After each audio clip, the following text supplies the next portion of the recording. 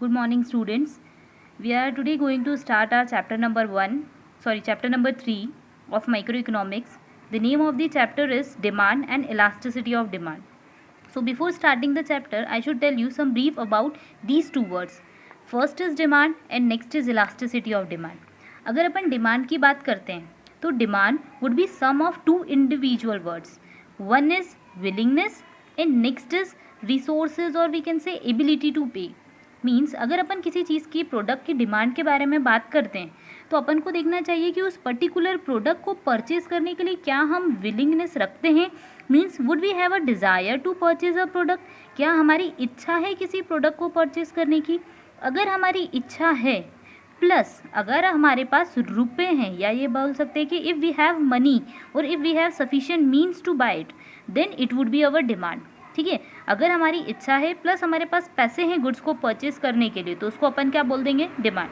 Just assume कोई person है राम जो है उसको मोबाइल ख़रीदना है. उसने सोचा कि मुझे एक मोबाइल फ़ोन ख़रीदना है. ठीक है, तो अब उसने ख़रीदने के बारे में सोचा, ही थॉट अबाउट इट, उसने इसके बारे में सोचा and he is willing to purchase a mobile. उसकी क्या थी, इच्छा थी कि उसके पास एक मोबाइल फ़ोन होना चाहिए. बट राम जो है ना अभी आपके जैसा स्टूडेंट है, इसके पास पैसे तो है नहीं, तो अब ये सोच रहा है कि मुझे मोबाइल ख़रीदना है. तो क्या अपन इसको डिमांड बोल पाएंगे क्या? Can we call it as a demand? No, we can't call it as a demand. क्यों? क्योंकि इसके पास पैसे नहीं है. अब राम जो है अपने फादर के पास गया. राम ने बोला पापा मुझे 10,000 रुपीज़ चाहिए या मुझे 10,000 का मोबाइल फ़ोन परचेज़ करना है. फादर ने बोला ओके चलो ठीक है, चलते हैं शॉप पे, लेके आ जाते हैं मोबाइल. फिर राम और राम के फादर दोनों क्या कर रहे हैं, एक शॉप पे गए और उन्होंने जाके उस मोबाइल को परचेस कर लिया. देन वी कैन से कि जब राम ने अपने फादर से बोला और फादर ने जब मनी दिया तो हमने उस चीज़ को काय में कंप्लीट कर दिया, डिमांड में. अर्लियर वी कैन से कि वो क्या थी, हमारे लिए डिज़ायर थी, और अब हमारे लिए वो क्या बन गई है, डिमांड बन गई है. So demand would be the sum of two individual words, desires and your ability to pay. आप किसी पर्टिकुलर प्रोडक्ट को परचेस कर सकते हो, उसकी एबिलिटी को अपन क्या बोलते हैं, डिमांड बोलते हैं. बेटा अब अपन देखते हैं डिमांड्स के टाइप, है ना. जैसे अपन ने अभी डिमांड देखा तो डिमांड के basically there are two types of demand. One is individual demand, next one is market demand. ठीक है, तो डिमांड जो होती है वो दो टाइप की होती है. तो इंडिविजुअल डिमांड जो है उसकी डेफिनेशन मैं आपको बताती हूँ.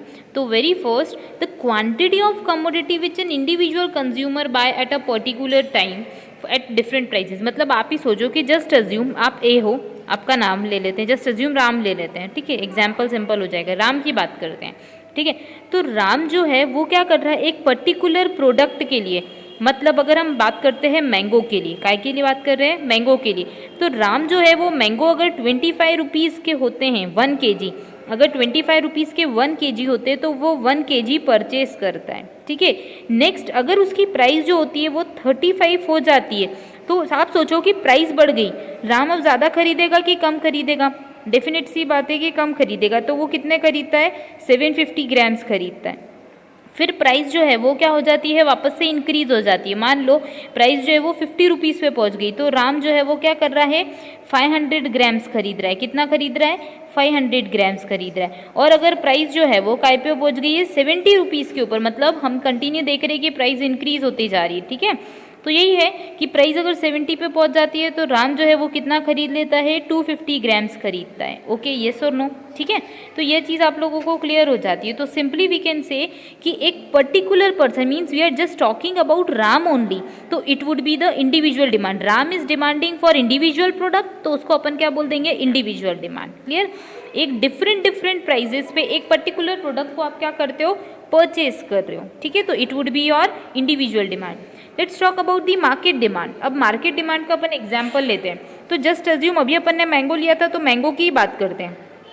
ठीक है, मैंगो की बात अब अपन राम के साथ मोहन भी ले लेते हैं. जस्ट अज्यूम यहाँ पे प्राइजेस लिख लेते हैं अपन, यहाँ पे लिखते हैं. जैसे मैं यहाँ पे as it is price copy कर लेती हूँ. 25 रुपीज़ की होती है, 35 की होती है, 50 रुपीज़ की होती है, 70 रुपीज़ की होती है. ठीक है, अब हम बात कर सकते हैं राम की. राम के साथ अपन बात कर लेते हैं मोहन की भी. ठीक है, जस्ट अज्यूम आप अजय, अनुज, कितने भी लोगों को ऐड कर सकते हो. ठीक है, but the crux is that कि the demand would be for only single product but by different different individual, ठीक है, मतलब एक पर्टिकुलर मार्केट में जितने भी कस्टमर है उन सबकी डिमांड को आप टोटल कर दोगे, but the product should be the single one. एक ही प्रोडक्ट के लिए अलग अलग कस्टमर्स अगर डिमांड कर रहे हैं तो it would be your market demand. क्या बोल देंगे उसको अपन? Market demand. जस्ट अज्यूम हम बात कर सकते हैं कि अगर 25 रुपीज़ के होता है तो राम की कंडीशन ले लेते हैं, ये खरीदता है 1 kg, ये खरीदता है 750 ग्राम्स, ये खरीदता है 500 ग्राम्स और ये खरीदता है 250 ग्राम्स। जस्ट अज्यूम, ये अपन ने बात की इसकी राम की। अब मोहन की बात करते हैं, तो मोहन सोचो कि अगर 25 रुपीज़ के मिलते हैं तो 3 kg परचेस करता है। कितने kg परचेस करता है? 3 kg। अगर 35 रुपये के अंदर मैंगो मिलता है तो वो कितना किलो परचेस करता है? वो खरीदता है 2.5 kg, मतलब 2.5 किलो खरीदता है, ठीक है। मतलब उसने सीधे सीधे प्राइस बढ़ गई तो डिमांड को डिक्रीज कर दिया। आगे 50 रुपीज़ की बात करते हैं। 50 रुपीज़ के प्राइस होते हैं तो जस्ट अज्यूम वो कितना खरीदता है? 2 kg परचेस करता है। कितना परचेस करता है? 2 kg परचेस करता है। और अगर 70 रुपीज़ होते हैं तो वो 1.5 kg परचेस करता है। तो अब अपन देखते हैं कि अगर 25 रुपीज़ की प्राइस होती है तो राम, मोहन, अजय, अतुल सब लोगों की डिमांड को अपन ऐड कर देते, तो अपने पास यहाँ पे बन जाएगी किसकी डिमांड? मार्केट की डिमांड। किसकी डिमांड? मार्केट की डिमांड। तो आप सोचो 25 रुपीज़ का होता है तो टोटल डिमांड कितनी होती है हमारे पास? 4 kg। कितनी होती है? 4 kg। नेक्स्ट, अगर 35 रुपीज़ की डिमांड होती है तो हमारी पास जो डिमांड होती है वो कितनी हो जाती है? 3.25 kg, मतलब 3 किलो 250 ग्राम, ठीक है, ये बोल सकते हैं अपन। 3.25 kg ग्राम्स हो जाती है। अगर प्राइस 50 रुपीज़ पहुँच जाती है तो हम क्या करते हैं? 2.5 kg परचेस करते हैं। इन दोनों को मैंने टोटल कर दिया। तो when we talk about the total of all types of demand, ठीक है, of single product by different different individual, तो उसको अपन क्या बोलने वाले हैं? मार्केट डिमांड बोलने वाले। क्या बोलने वाले? Market demand. इसी अपन नेक्स्ट वाले के केस में भी कर लेते हैं, तो हो जाएगा 750 ग्राम्स, ठीक है। तो इसको अपन बोल देंगे मार्केट डिमांड बेटा, ठीक है। तो ये हो गया हमारे पास individual demand, means demand by a individual person for individual product, और मार्केट डिमांड बन जाएगा इंडिविजुअल प्रोडक्ट के लिए but at different different prices. बेटा अब आप एक और नया कॉन्सेप्ट यहाँ पे सीखते हो, शेड्यूल वाला, ठीक है। शेड्यूल का कॉन्सेप्ट मीन्स कि हमारा जो प्रोडक्ट है, तो अब शेड्यूल मतलब क्या होता है? तो बेटा याद रखो कि when you are providing your details regarding your demand and price at different different level, when it is written in a short manner, it is written in a tabular way, then we used to call it as schedule। मतलब जैसे अब मैं बात करूँ तो ये एक तरीके से आपका क्या बन गया है? शेड्यूल बन गया है, where we mentioned about the price and we mentioned about the quantity। Clear? तो इसको अपन बोल देंगे शेड्यूल। तो there would be the schedule of demand for individual demand and there would be the schedule for market demand. ये market demand का schedule बन गया। Means we are going to write our data in a tabulation way या फिर in tabulation form by way of providing all types of prices and commodities which are being offered required by the general public, तो उसको अपन बोल देंगे schedule.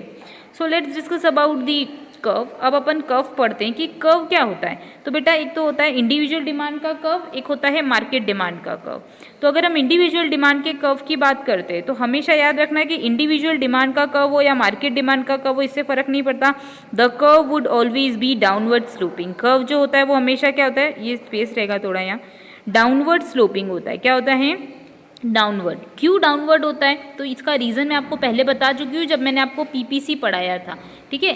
The reason is that, तो ये जो schedule है हमेशा याद रखो कि डिमांड का जो कर्व है वो डाउनवर्ड ही बनने वाला है। क्यों? तो अपन ने पीपीसी में, जैसा मैंने आपको भी बोला, अपन ने पढ़ ही चुके हैं, बट अपन को रटना नहीं है, अपन इस चीज़ों को समझते हैं, ठीक है। पर पहले उसके पहले ये भी देख लो कि मार्केट डिमांड का जो कर्व होता है इट ऑल्सो डाउनवर्ड स्लोपी, ये भी डाउनवर्ड स्लोपी होता है। The reason behind downward sloping of the curve is that कि whenever you are going to rise your price, whenever price would raise, your demand automatically falls. आपकी demand जो हो जाती है वो क्या हो जाती है? फॉल्स हो जाती है। नॉर्मल कंडीशन में यही होता है। बट अगर प्राइस क्या हो गई? कम, तो डिमांड वुड ऑटोमेटिकली रेस। सीधी सी बात है, आज अगर कोई चीज़ अपन को कम रुपए में मिल रही है, सस्ती मिल रही है, तो अपन सोचेंगे ना ज़्यादा से ज़्यादा परचेस करके रख लो so that we would have maintain our stock, है ना, वही चीज़ है।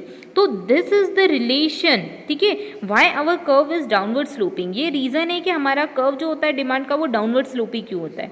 बट अपन इसको प्रैक्टिकली करके देखते हैं। प्रैक्टिकली अपन प्रेजेंट करते हैं इस चीज़ को ग्राफ के ऊपर, ठीक है। तो जैसे ही अपन ग्राफ पेपर पे पॉइंट प्लॉट करते हैं तो आप याद रखो कि यहाँ पे यह होता है हमारा ग्राफ पेपर। आप प्रॉपर तरीके से ग्राफ पे प्लॉट करना, ठीक है। यहाँ पे होती है हमारी पास क्वांटिटी और यहाँ पे हमारे पास होती है price. This is our X axis, this is our Y axis and these all are the positive points. अब अपन क्वांटिटी की और प्राइस की बात करते हैं, तो let's talk about the price. जैसा कि उसने प्राइस के बारे में बोल रखा है 25, 35, 50, 70, तो अपन अज्यूम कर लेते हैं, अपन प्राइजेज ऐसे लेते हैं, यहाँ पे 0 से स्टार्ट करते हैं, ठीक है। जैसे यहाँ पे प्राइस हो गया, अपन 10 का डिफरेंस लेते हैं, 0, देन देयर वुड बी 10, फिर 20, फिर 30, देन 40, देन 50, फिर 60 and ultimately there would be 70। मतलब ये प्राइजेज हो गई कि भैया ये प्राइजेज होने वाले। अब क्वांटिटी की बात करते हैं, तो लेट्स टॉक अबाउट, हम डिसाइड कर लेते हैं कि एक ब्लॉक जो एक स्केल हमारा होगा वो 250 ग्राम्स का होगा। कितने का होगा? 250 ग्राम्स का। तो लिख देते हैं अपन, या आधा किलो का ले लेते हैं, 0.50 ग्राम्स, 500 ग्राम्स, फिर 1 kg, फिर 1.5 kg, देन 2 kg, बेटा आप इसको बड़ा कर लेना, देन 2.5 kg और ultimately there would be 3 kg। मैं आपको इंडिविजुअल कर्व बताऊंगी, आप फॉला कर्व खुद से बनाएंगे मार्केट का, ठीक है। तो अभी अपन सबसे पहले लिख लेते हैं यहाँ पे जो हमने पीछे लिख रखा है 25, 35, 50, 70, इसी को अपन को कर्व पे लिखना है। तो लिख देते हैं, यहाँ पे लिखते हैं 25, यहाँ पे नीचे लिख लेते हैं शेड्यूल को, ठीक है। 25, 35, 50 एंड 70, 50 एंड 70। अब क्या डिमांड होती है तो लिख लेते हैं 1 kg 750 ग्राम, 500, 250,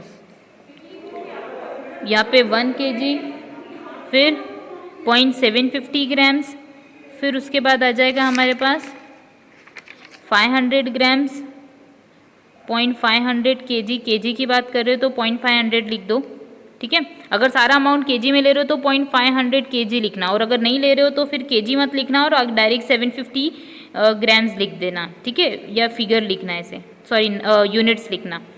70 रुपीज़ होता है तो हम खरीदते हैं 0.250 kg, ठीक है। तो अब स्टार्ट करते हैं।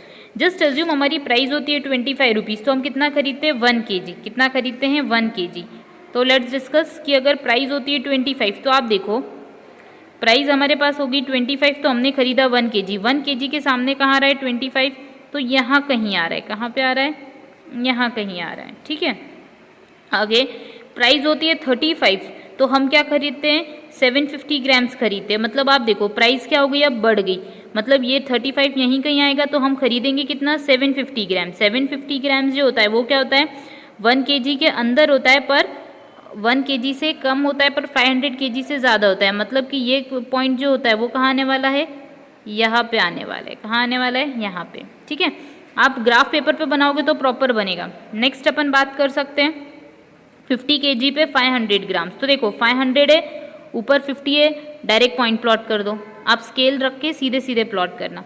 फिर 70 पे 250, 250 मतलब हम बात कर सकते हैं, वैसे मुझे थोड़ा सा स्पेस लेके लेना था, तो 770 पे 250 मतलब इस तरीके से बन गया, ठीक है। तो अगर अपन इस कर्व को ऐड करते जाते हैं, क्या करते जाते हैं? ऐड करते जाते हैं, तो वो एक तरीके से कैसा बनता है? नेगेटिव रिलेशन शो करता है, ठीक है। ये चीज़ आपको क्लियर हो गई, तो इसी तरीके से आप कर्व बना सकते हैं बेटा। अब अपन नेक्स्ट वीडियो जो है उसके अंदर देखेंगे कि what are the determinants of individual demand and market demand. Thank you.